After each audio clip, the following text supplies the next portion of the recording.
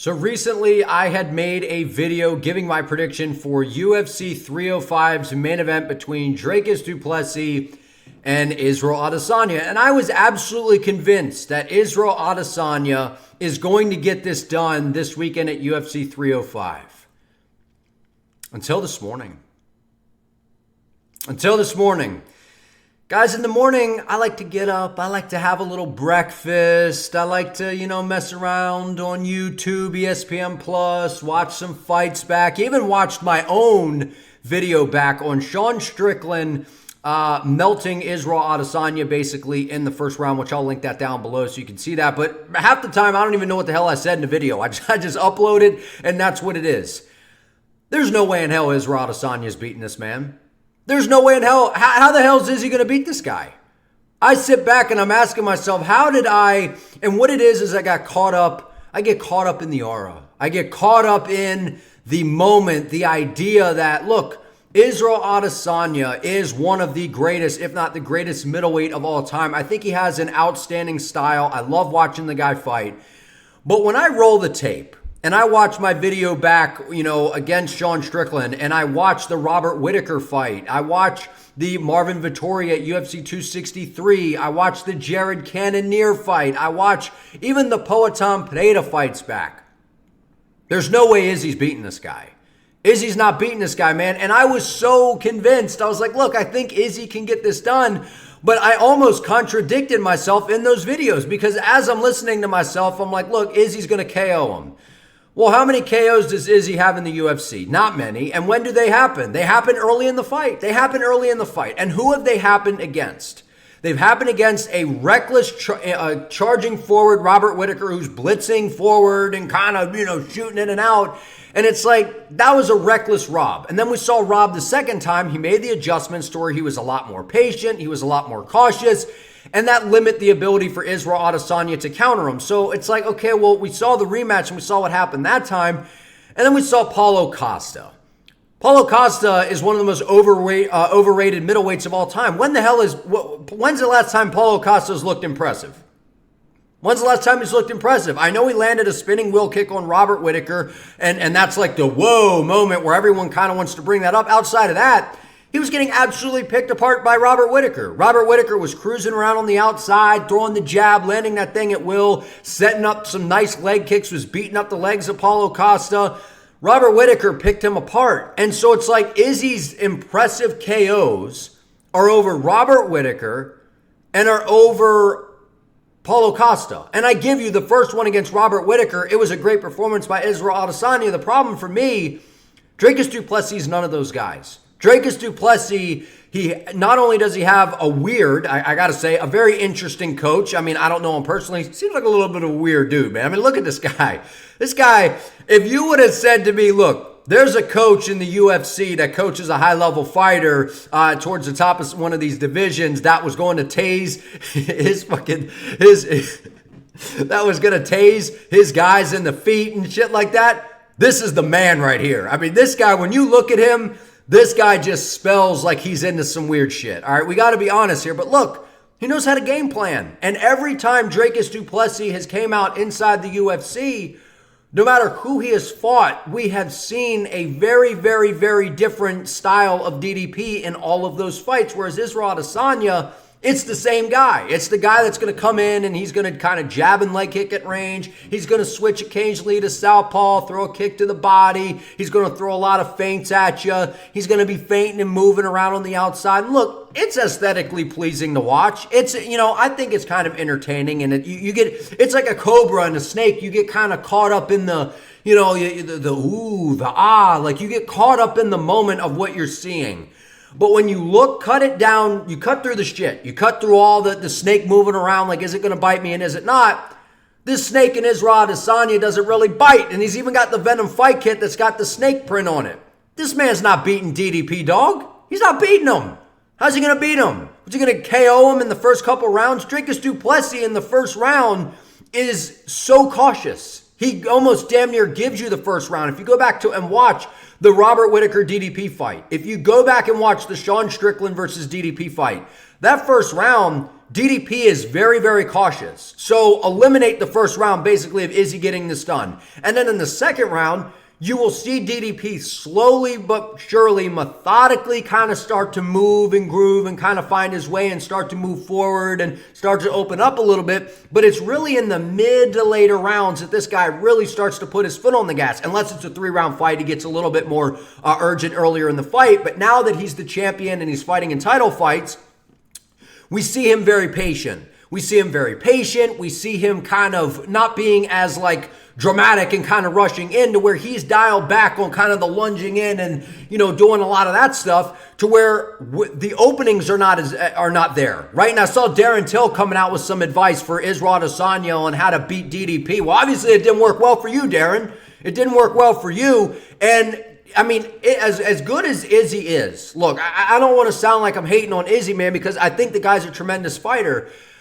DDP is just good. He's good all around, and I'm watching these fights back, and I got him on repeat this morning, man, and I'm like, how the hell is Izzy going to beat this guy? He's not beating him by decision. You could take that off the table. And I sat there and I was like, maybe he does beat him by decision. How's he going to beat him by decision? DDP is going to be moving forward the whole time. Izzy accepts being on the back foot. So advancing in terms of like the judge's eye, they're going to see DDP advancing and moving forward. He's going to be switching stances. He's going to be throwing leg kicks. He's going to be throwing in combinations. He's going to be ending with kicks. He's going to be starting with kicks. He's going to be mixing the boxing in there. When he gets into the clinch, he's going to mix up, the elbows, the knees, and the takedowns. My point that I'm trying to make is whenever you watch DDP fight, you watch the Strickland fight, it's Strickland's throwing a teep and a jab, to where even if the fight's close, DDP's moving forward. He's throwing a lot at you, and a lot of things, yes, they're landing, but even if they aren't, it looks like he's doing a lot of different things. And in the judge's eye, they are going to score it for the judge, or for that guy, just about every time. I feel like that's a pretty fair assessment to make. But when we cut down to the nitty-gritty of this matchup, I think Dricus Du Plessis wins this fight, and I think it's going to be by decision. Look, Izzy is very durable. That's one thing that I think that, people, it's so easy to hate on Izzy, like, Izzy's cringe, and he's boring, and he's just, look, he is a little cringe. It's not my favorite personality, but in terms of fighting style, I think he's fun to watch. It's just a matter of, is someone going to go after him or not? It takes an aggressive opponent to bring out an interesting style of Izzy. And I understand that Izzy's, in the weight room, and he's getting big and yoked, and he's coming out there, and, he may look like a more dangerous Izzy than what we've seen. But he's also got a lot of money in the bank now, man. He's got a lot of money in the bank now. DDP is on the rise. He's feeling himself. He's walking around with a mustache now. Like, this is a guy that, he's got the belt. He's been basically unstoppable inside the UFC. And even if he does get hit, so what? So what? It doesn't faze him. He keeps moving forward. What is Izzy going to do to stop him? And in terms of the volume, Izzy's not going to outscore him. So you can take a decision for Izzy off the table. So really, if you cut to the chase, Izzy's going to have to finish this fight in the first 3 rounds. And is he going to do it? I don't think so. I think DDP and his team are going to come out with a really smart game plan. We've seen it time and time again from DDP. We have seen these smart game plans. And the biggest difference for me is whenever we hear from DDP and we hear from his team, it's never we just couldn't get to our this tonight, or this didn't work. It's always, we made these adjustments, to where Adesanya and his team, it's like, well, this wasn't working tonight. We're going to have to, there's like excuses for why things didn't work. And with DDP, no matter what happens, they tend to find a way to adjust, and not just adjust, but what ends up making the difference in DDP winning or losing the fight. And so far, since he's been in the UFC, despite whatever you want to say about the guy, he's won. He's winning. And he continues to win. And why is that? He has a very well-rounded skill set. He has good grappling. I think it's a little bit overrated, to be fair. I think that it's a little bit overrated. He does have some good submissions. He does have good wrestling. But I think it's the striking that is going to allow DDP to have a lot of success in this fight, because while Izzy's going to be sitting on the back foot trying to pick and poke with these shots, I think DDP is going to be switching stances, so it's not like his lead leg's just going to get obliterated. I think that if Izzy just tries to spam leg kicks, DDP is going to be able to catch them and aid the takedown. We saw Marvin Vettori, catch a kick from Izzy and take him down. So I don't think that Izzy can just sit there and spam a bunch of leg kicks. And if he's going to sit there on the outside and just try to jab and leg kick to a decision, that's not enough. That's not enough to beat DDP, man. It's just not. DDP is going to be mixing everything together. He's going to be mixing in the grappling. He's going to be switching stances. He's going to be utilizing the knees, the kicks, the boxing. He's going to be mixing everything together to do whatever it takes to win this fight. And I think if this fight would have taken years ago when Izzy didn't have all this money, he didn't have the fame and everything like he has now, I could potentially see where he could win this fight. But now if I'm coming to reality, and it's the fact that if we think that Izzy's going to go in there and put on some sort of Kelvin Gastelum-like crazy performance, like DDP's way better than Kelvin.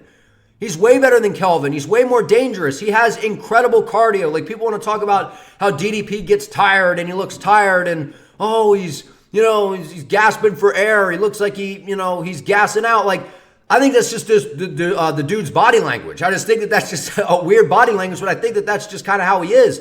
I don't think that he's genuinely tired. He got his nose fixed, and I sat up here and I was like, look, people are discrediting how important that is. Imagine you're running, you're wrestling, you're doing all these, sports that you're exerting so much energy and you can't breathe out of your nose. Like, if you're sick and you go try to work out, it's miserable. And now the guy can breathe out of his nose. Like, you got to see. And Sean Strickland was not able to back up DDP. DDP was able to march him down and move him backwards. And you think that Israel Adesanya coming into this fight is all of a sudden going to have this newfound pressure, this newfound aggressiveness that he just hasn't had. This isn't Alex Pereira. With Alex Pereira, it's kind of like an anomaly fight for Izzy. It's kind of like an anomaly fight for Izzy because he knows with Alex Pereira, it's basically a kickboxing fight. It's not like Alex is going to be taking him down, and even if he is, where's the danger? There is none.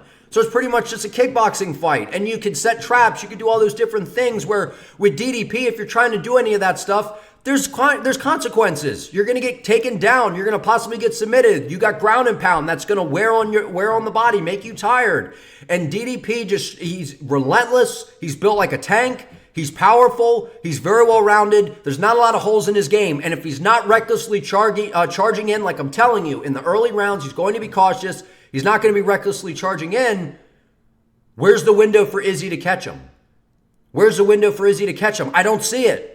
I don't see it. And historically, we have seen if Adesanya does not get a KO early in the fight, then it ain't happening at all. He's not outscoring DDP in terms of the volume. DDP's going to win that battle all day long. Izzy's not going to out-grapple him, right? I expect Izzy could, he's wiry, he's hard to get a hold of, and he's hard to hold down, so I don't think DDP's just going to be laying on him for 5 rounds. And then I watched back to finish this up, the Jan Blachowicz fight. And I know styles make fights, and Jan Blachowicz is, he's a very good striker. He's a big guy, and he's a 205er, and that's Izzy going up a weight class, and I get all of it.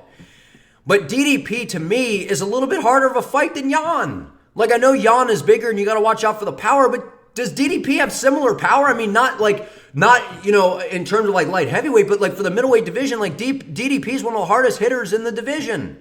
He is. He's got crazy power to where if you're even thinking about a takedown for just a second, Izzy, and you're going to get caught. You're going to get caught upstairs by a nasty shot by DDP. There's just so much for DDP, or so much for Izzy to worry about in this fight, that I don't think that it's going to create the necessary opportunities for him to get this done. So I honestly think that if Izzy cannot get a KO in the early rounds, which I don't think is very likely, I think DDP is going to end up working this dude in the later rounds and end up just kind of beating the brakes off of him to where it's kind of like the Strickland fight, to where Izzy's coming back to the stool and it's just kind of like he's questioning that he wants to be in there. I don't know, man. But I want to hear from you all down in the comments. Like this video. Comment your thoughts below. You got DDP. You got Izzy. Subscribe to the channel. Help your boy out. I would appreciate it. See you next time.